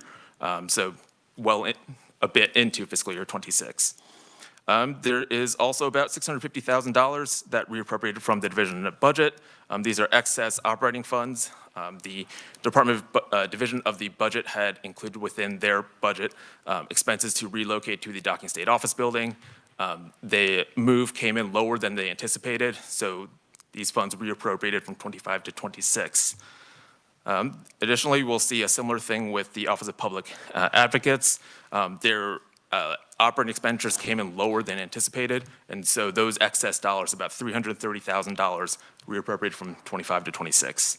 The next item is relating to a Security Against Anti-Semitism grants. These were appropriated dollars, I believe 2 years ago, for grants to protect for security measures for Jewish centers of faith. They reappropriated from 24 into 25 and again from 25 into 26 because of the timing of getting those dollars out the door. I've been informed that those dollars have since gone out the door. They went out the door largely early on in fiscal year 26, so those dollars have mostly been spent. Additionally, lastly, on the reappropriations item is just a little under $100,000 for unspent operating capital improvement funds. These are just excess funds. Fund spending came in a little bit lower than anticipated, so these dollars carry over into fiscal year 26. Items 3 and 4 are two lapses of these SGF reappropriations. Item 3 is the lapse associated with the 1.5% operating 1.5% lapse of operating funds from the state general fund. This is the reappropriations portion, and then item 4 are funds that the agency themselves lapsed. Upon review of their budget needs for 26 and 27, the agency just elected to lapse about $750,000 of these reappropriations. The vast majority of these are from that $650,000 or so from the division of the budget. So after both of these lapses, this adjusts the SGF reappropriations amount from about $15.1 million to about $14.1 million. All right, item 5 begins the changes that you'll see in this agency's budget. There are relatively few changes in 26 and 27. You won't see any supplemental requests and you won't see any enhancement requests with this agency's budget this year. So for item 5 is that debt service associated with 2025 A and B.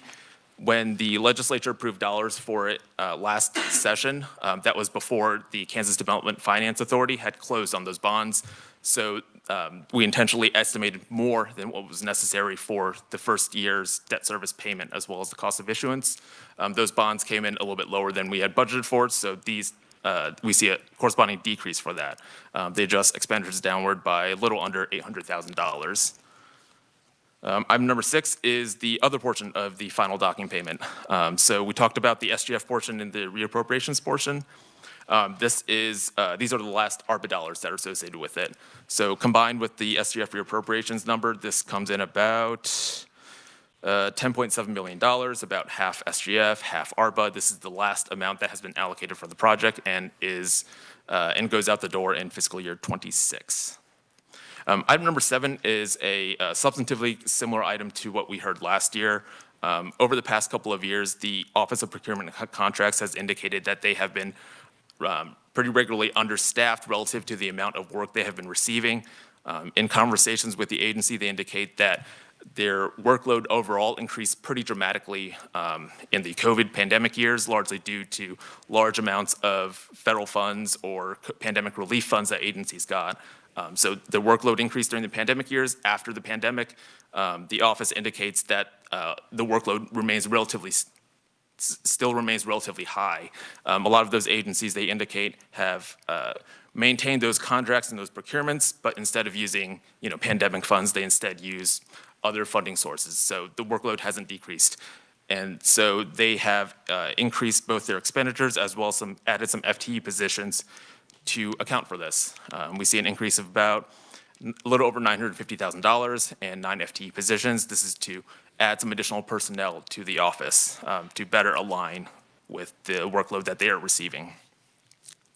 There are also some dollars in this item, in item number 7, that are associated with relocating the office to the, I believe it is the Land and State Office building. And lastly, number 8 for fiscal year 26, there are a mishmash of other adjustments within this agency's budget. There's an overall decrease of about $430,000. Some of this is due to shifting of funds between on and off budget.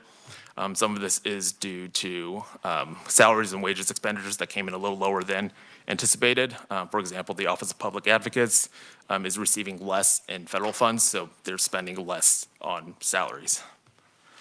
I know that was a lot up front, and we're just through one fiscal year. Would be happy to answer any questions now, or just to move on to 27. I think we'll just continue with 27 and do questions. Sounds good. If we'll turn to page 12, this is the 27 analysis. There are relatively few items here. I'm just going to jump straight into it. So the first change you'll see from the 26 approved number are changes in debt service payment schedules. These debt service payments are largely based on a schedule, and they vary year to year. And so this is just reflecting that adjustment. We see roughly, if we combine all of them, we see roughly a $120,000 decrease from what was approved in '26. There's some shifts between dollars paid out of SGF as well as, and some increases out of dollars paid out of some other appropriated funds, but it all nets to about a little over $800,000 less. I've included a table on the bottom of page 12 that combines both principal and interest payments for those various bonds. Bonds that the Department of Administration pays for are largely categorized into two buckets. The first are pension obligation bonds. These are revenue bonds that were issued to improve the funded status of the CAPER system, of the CAPERS Trust Fund. The next are largely all those refinancing bonds you see at the bottom. All those are for various capital improvement projects that have been refunded or refinanced throughout the years. So they were issued at some point in time. They got bundled and rebundled as interest to take advantage of good interest rates. And so now it's just a mishmash of things. Projects range from, renovations to the State House back in the day to there's some projects for various state agencies. Those three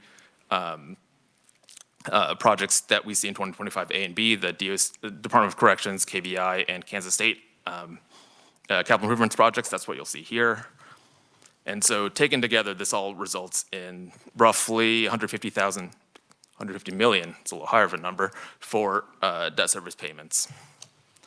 Item number 2 is associated with the gubernatorial transition. So whenever there is an election for the office of the governor, the division of the budget is statutorily appropriated $150,000. This occurs due to statute and is used for a potential gubernatorial transition. As the current governor is term limited from running again, the division anticipates these being spent. In years where the potential for re-election is possible, the division of the budget has lapsed these funds back. But that's not the case here. Item number 3 is that same Office of Procurements and Contracts piece. This is, since we're comparing to the 26 approved, we see those same increases here. We'll see some additional dollars and FTE positions for personnel at the Office of Procurement and Contracts. What you won't see here that you did see in 26 are dollars associated with the move to Landon. But otherwise, we'll see similar increases. And then lastly, number 4 are those all other adjustments. This is that mishmash of other adjustments throughout the agency's budget. In some programs, some offices, dollars will go up based on new cost indices or new contracts. In some others, they'll go down. Overall, it nets to a roughly $100,000 increase from the 26 approved into the 27 agency request. Would be happy to answer questions at this point. I know that was a lot of information. Couldn't answer questions now, could follow up with the committee afterward. Yes, Vice Chair Waymaster. Thank you, Mr. Chairman. So going through both 26 and 27, I believe last year, the Department of Administration, and I think Chairperson Wassinger could clarify this, but I believe it was about total over 3 years, $92 million for a cloud-based system that they wanted to upgrade the system. But I'm not seeing it in 26 or 27. They just drop it and they're not moving forward with that. The most that I can say is that it's not included in their budget request this year. Whether or not they're still pursuing that option, I can't speak for them, but it isn't included in their budget request. Right, because I know last year they were pretty adamant about the need to upgrade our system so they're all talking and speaking with each other, and I'm just kind of surprised that it was not included in here.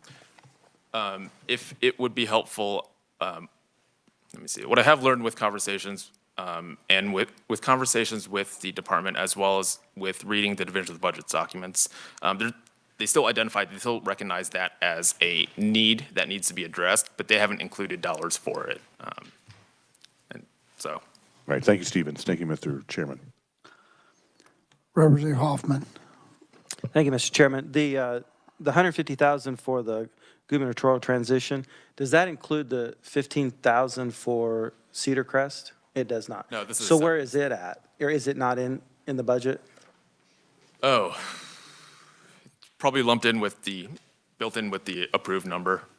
You're talking about the $15,000 for the Friends of Cedar Crest? Well, isn't there a transition amount for Cedar Crest also every 4 years for the gubernatorial?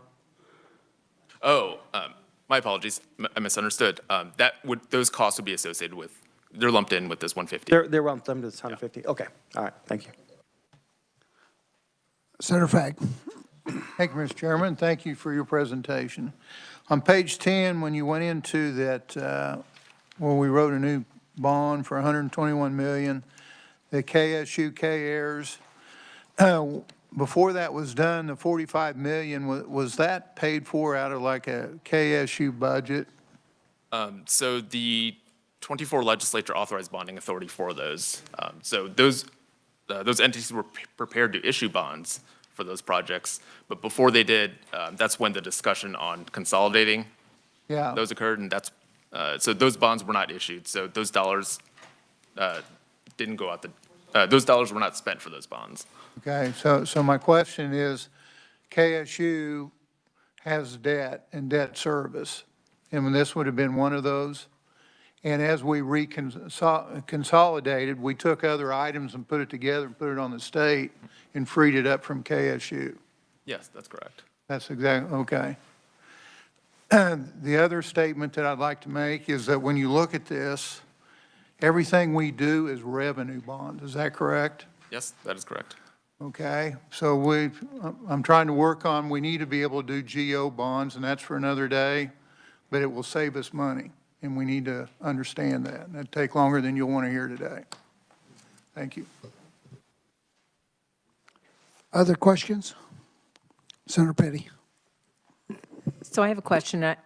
Stephen, maybe you can answer this, or Jill. So on page 10, at the bottom of the page, it mentions about the, under the number 7, under the Office of Procurement and Contracts, and the fact that they, well, I'm trying to understand that last line. Taken together, these changes result in an overall increase of $966,341 in expenditures, all from the purchasing fee fund and an additional 9 positions. So are they 9 positions they already have, or are there 9 positions that they're adding to now be transferred under a different fund? I'm not quite understanding that. So these would be new positions. If we're looking at the approved budget and we're moving into the agency request, they've added 9 positions to that office. They've already added 9 positions. So there'd be Are they wanting to add 9 positions? Correct. So those dollars you see would be in part for the salaries to pay those positions, and the FTE are those positions themselves. Okay, so, but above that, you talk about that they have taken on more, it's still under number 7, but I thought I understood as you were explaining it, that they, because of some changes, that they have taken on more responsibility within that office. Is that correct? Yes. And so that's why I was trying to understand. So they're wanting 9 new positions because they've taken on more responsibility. Are they already have been playing for these 9 positions somewhere else, and now it'd be SGF? Which is it? No. So none of these positions to begin with are funded from the general fund. These are all from a fee fund, the purchasing fee fund.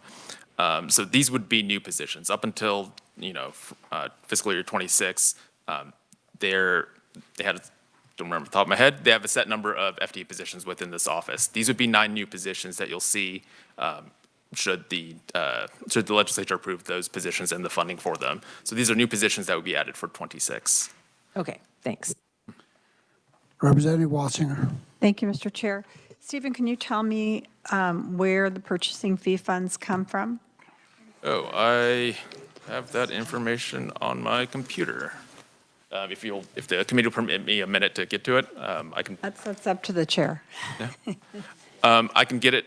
I can look it up on my computer, or I can follow up with you after, whichever the committee prefers. Whatever works for you. We'll be here tomorrow. We'll be here tomorrow, too.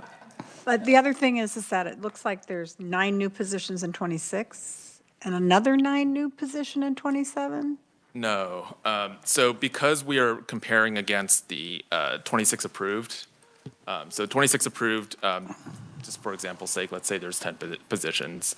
They add the 9 in the agency request in 26, right? So those are 9 positions. Because in fiscal year 27, we're still comparing to that approved number, those 10 original positions, that 9, it's the same 9 positions. It's just being added for 26 and 27. Okay, okay. Thank you, Stephen. Thank you, Mr. Chair. Any other questions? Stephen, I guess these employees from the Office of Recovery, where'd they go? Office of Recovery? I'm not sure. Would you mind? I thought we were, it's what? In the Office of Government? Oh, okay. The other question is, what kind of, on these bonds, how many years are they and what kind of interest rates? Can we find that out? Yes, I have information on all of that. I'm happy to provide it. It varies. In general, they are roughly 30-year bonds. Some vary depending on how they're issued at the time. Interest rates vary depending on when those bonds were closed. They generally hover around 4 to 6%, but it really varies across series of bonds. So the 3 bonds that were redone, we got better rates? Yeah, And that was the yeah. whole idea behind it, correct? Yes, the interest rates that we achieved on, that the Kansas Development Finance Authority achieved on consolidating those were slightly better than what would have been if those entities had gone for them individually. Yeah, sometime if you could get us how many years that these bonds are. I mean, there was a pretty good list of them, so. Yeah, so for that bond specifically, those 3 projects, I include that information on the top of page 10. It's that second full paragraph where you see that Series 2025 A and B in bold. So these bonds would be paid off in 2045. So these 20-year, math is hard, 20-year bonds. 20-year, okay.